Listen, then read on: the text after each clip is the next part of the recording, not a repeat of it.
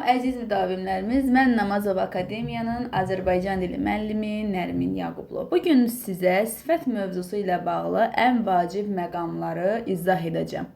Sınaqlarda bizi sifətlə bağlı hansı məqamlar çətinliyə sala bilər, hansı məqamlarda biz səhv edə bilərik, bunlara baxacaq. Daha demirəm, sifət necə, nə cür, hansı sualına cavab verin, əlamət nədir, keyfiyyət nədir, qısa şəkildə izah verəcəm. Birincisi, sifətdə bilmək lazımdır ki, belə deyək də, isimlə ortaq olan şəkilçilər var. Bu ortaq şəkilçilər hansılardır? Birincisi L şəkilçidir. L üstü 4 homonim şəkilçidir. Necə homonim şəkilçidir? Məsələn, həm belə deyək də, yerli sifət ola bilər, həm də yerli ism ola bilər. Yerli, məsələn, yersiz, yeri olan mənasında. Bax, burada məsələn sifətdir. Bir də yerli, həm yerli mənasında isim götürəcəksiniz. Və yaxud da ki, məktəbli isimdir. Deyirəm ki, məktəbli gəldi. Amma bəzi məqamlarda məktəbli sözün sən sifət də götürə bilərsən. Necə olacaq? Məsələn, deyirsən ki, elə kəndlər məsələn var. Məktəbli, məktəbsiz. Yəni, necə məktəbli, necə məktəbsiz. Bu məqamda biz bunu sifət olaraq götürə bilərik. Bunu yadınızdan çıxarmırsınız. Daha sonra digər ortaq şəkilçilərə baxsaq, biz burada ıq şəkilçisini götürə bilərik. Iq üstü 4. Iq üstü 4. Məsələn, yazsaq ki, kəsik və yaxud da ki, sökük. Burada sifət mövqeyində istifadə olunacaq. Amma çıxıq sözü isimdir. Bunu unutmayın. Necə? Deyirəm ki, əlimdə çıxıq var. Necə var demirsən ki, nə deyirsən? Əlində çıxıq var. Nə var?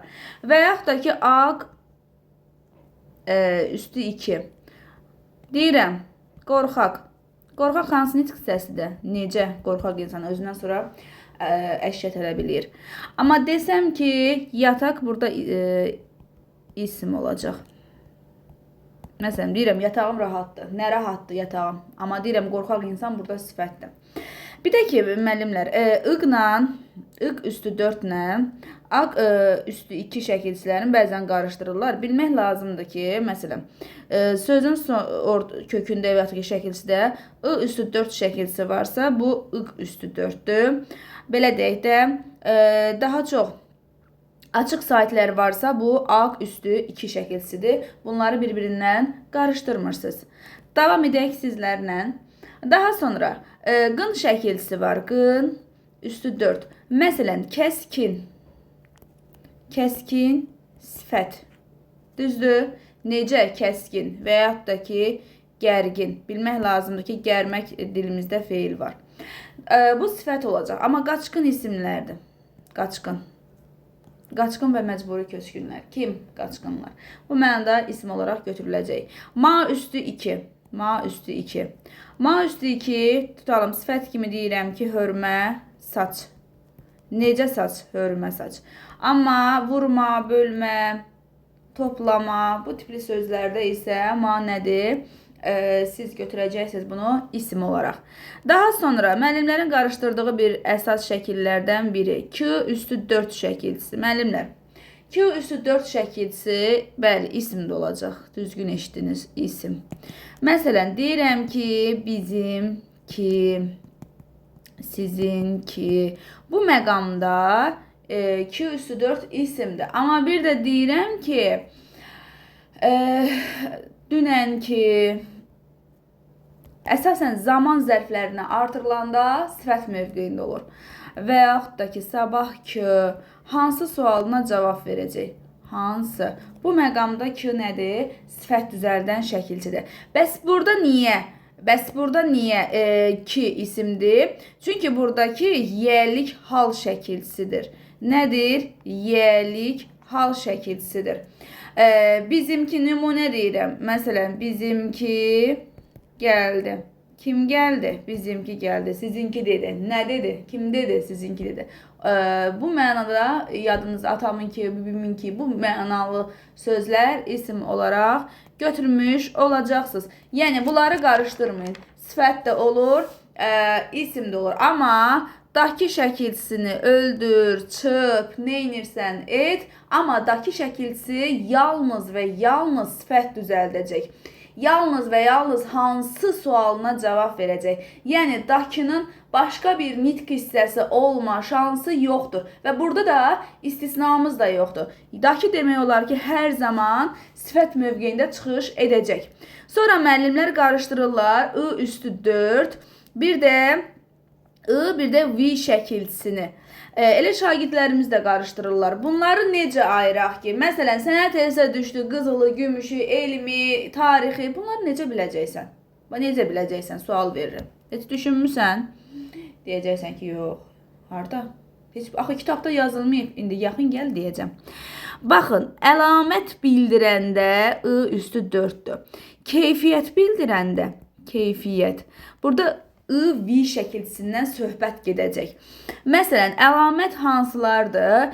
Deyirəm, qızılı, gümüşü və yaxud da ki, innabı. Bunlar nə bildirir hansı? İnnabıdır, innabı rəngi bildirir, qızılı, gümüşü. Yəni, bunların əlamət bildirir də. Baxanda bilmək olur, xaricdir. Keyfiyyət isə elmi, tarixi. Bax, bu tipli sözləri isə I-V şəkilçisidir. Baxmayın ki, kənardan eyni görünür bu şəkilçilər, amma fərqli şəkilçilərdir. Əlamət bildirərsə I üstü 4, keyfiyyət bildirərsə isə I-V şəkilçisindən istifadə olunacaq. Məsələn, burada istisna bir məqam var. İstisna məqam nədir?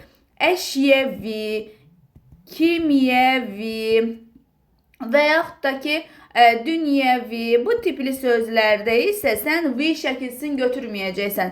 Bu tipli sözlər sözün kökü olaraq götürüləcək. Bunlar sözün kökü və sadə sözlərdir. Yadınızda qalsın müəllimlər, əgər şəkilçi sözün kökünü dəyişəcəksə, bu söz sadə söz olacaq. Məsələn, nümunə olaraq oğru sözünə diqqət etsək, sadə sözdür. Amma gətirsə sənə oğurluq formasında yazsa, oğurluq. Yenə sadə sözdür. Nəyə görə? Ay müəllim, axı burada luq şəkilçisi var. Oğur adında söz varmı? Xeyr. Çünki luq şəkilçisini mən bu sözə artırdım və sözün kökünü dəyişdim. Sözün kökünü dəyişdimsə, deməli bu söz sadə sözdür. Yəni, bunu bu formada yadınızda saxlayırsınız. Daha sonra müəllimlər, digər sifətlərlə bağlı nələr bizi qarışdıra bilər? Maz şəkilçisi, müəllimlər, maz şəkilçisi. Maz şəkilçisi həm leksik, həm də ki, maz şəkilçisi yerinə görə 2 qrammatik şəkilçi olaraq götürüləcək. Əgər nə etməz sualına cavab verərsə, burada nədir? Feil olacaq, 2 qrammatik. Amma necə, nə cür sualına cavab verərsə, burada leksikdir. Məsələn, deyirəm, sönməz. Sönməz işıq. Məsələn, burada baxın, leksikdir. Necə işıq? Sifət. Amma bir də deyirəm ki, məsələn, o gətirməz. Baxın, gətirmək sözün kökü nə etməz? Baxın. Burada nə artıq hansı mövqedə olacaq? Feil mövqeyində olacaq. Bunları da qarışdırmırsınız. Digər bir məqam. Deməli, müəllimlər, digər bir məqam nədir? Onu mən sizə izahım verim. Bəzən testlərdə, məsələn, ürəyə yatan sözü var. Ürəyə yatan. Bax, bu məqam bu formada əgər ayrı düşsə, ayrı yazılsa, bu frazoloji birləşmədir. Bu nədir? Frazem. Frazem. Amma sənə bunu bitişik salsa, ürəyə yatan. Burada artıq nədir? Sifətdir. Deməli, bu tipli sözləri sən bəzən bunu gətirə ürəyə yatan sözün an şəkilçisi var. Axı burada feili sifət kimi götürürlər. Amma yanlışdır. Ürəyə yatan iş necə iş? Sifətdir. Və yaxud da ki, zəhlə tökən ayrı yazılsa, frazemdir. Amma gətirsə sənə birləşik yazsa, burada artıq nə olacaq? Müəllimlər, sifət olacaq. Sifət. Bax, bunu qarışdırmırsınız. Və yaxud da ki, müəllimlər qarışdırırlar sifətlə bağlı. Ağan şəkilçisi var. Bir də an şəkilçisi var. Ağan şəkilçisi və an şəkilçisi. Bunları necə qarışdırmayaq? Ağan şəkilçisi yadımızda salaq ki, feildən sifət düzəldən şəkilçidir. An şəkilçisi isə feili sifət şəkilçisidir. Feili sifət şəkilçisidir. Feili sifət şəkilçisidir. Məsələn, deyirəm ki, oxuyan uşaq, belə. Bir də, belə deyək də, ağan şəkilçisinə nəyi göstərirəm? Deyirəm, oynağan uşaq. Bunları bəs necə fərqləndirək, müəllimlər? Və yaxud da ki, güləyən uşaq. Bax, güləyən daha çox ana uyğun gəlir uşaq. Məsələn, bunları ma şəkilçisini artırmaqla, ma inkarlıq şəkilçisini artırmaqla. Məsələn, oxumayan uşaq deyə bilərik. Çünki feili sifətin bir məzmunda feil anlayışı bildirir. Burada və ma inkarlıqdır. Amma güləməyən uşaq demək olmur axı. Çünki bu sifətdir, isimdir. Yəni, belə deyək də, özündən sonra isim gəlir. Yəni, bunun, belə deyək də, ma inkarlıq şəkilçisini qəbul etmək şansı müəllimlər sıfırdır. Daha sonra gəlin, dümdüz sözünə baxağın, dümdüz. Bir də dümağ sözünə baxağın, müəllimlər. Baxın, dümağ sözü yalnız hansı nitq hissəsi olacaq? Sifət olacaq. Ancaq dümdüz həm sifət ola bilər, həm zərf ola bilər. Dümdüz dayandı, bir də dümdüz divar, dümdüz ağac. Yəni, bu da sifət olaraq da oldu. Və bunların digər bir fərqi isə dümağ sintaktik yolla yarandı. Dümdüz isə morfoloji yolla. Yəni, m, p, r, s samitlərinin köməyi ilə yarandı. Bunları da bu formada fərqləndirəcəksiniz. Daha sonra, müəllimlər, qara yanız, qara bəniz. Qara yanız, qara bəniz. Bunları hansı dərəcələrdədir desək, qara bəniz adi dərəcə götürəcəksiniz, qara yanız azaltma dərəcəsi götürəcəksiniz. Çünki bəniz burada isimdir, qarışdırmırsınız. Yəni, məzmunla dərəcə üst-üstə gəlməlidir. Daha sonra, müəllimlər, bəzən dahiyanə sözünü götürürlər yalnız zərf kimi. Xeyr, dahiyanə sözü həm də sifət. Həm sifət olacaq, həm də zərf məzmununda istifadə olunacaq. Və yaxud da ki, müəllimləri çaşdıran şaquli sözüdür. Şaqul deyə dilimizdə bir söz var. Məsələn, o alətdir. Belə deyək də, ustalıqda istifadə olunan düz alət var, simmetriyanı ölçən. Məsələn, onun alətin adı şaqul alətidir. Sonra, müəllimlər, daha sonra davam edək. Bir də qarışdırırlar, gəlin buradan yazaq.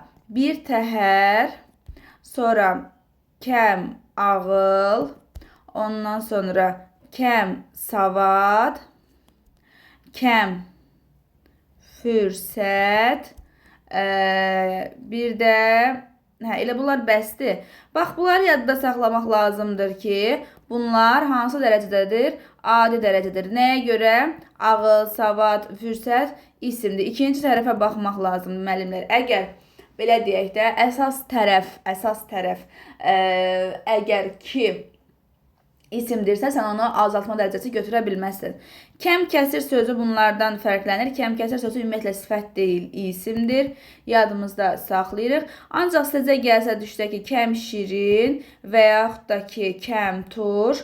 Bəli, bu zaman siz azaltma olaraq götürmüş olacaqsınız, müəllimlər. Daha sonra bimbiz sözü var ki, dilimizdə. Bimbiz sözü. Bimbiz.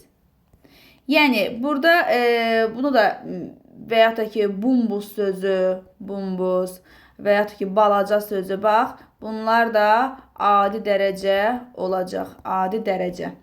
Daha sonra müəllimlər, məsələn, sizə düşdü dümağ sözü. Dümağ, bir də ki, dümağ olmaq. Dümağ olmaq, məsələn, sual versəm ki, bunun hansı sifətdir? Təbii ki, bunu götürəcəksiniz. Dümağ olmaq sifət deyil, müəllimlər. Dümağ olmaq feildir. Qırpqırmızı olmaq, dümağ olmaq. Əgər olmaq feilindən yanaşı işlənibsə, sənin burada onu sifət götürmək kimi şansın yoxdur müəllimlər. Son olaraq da ca şəkilçisini izahım verəcəm.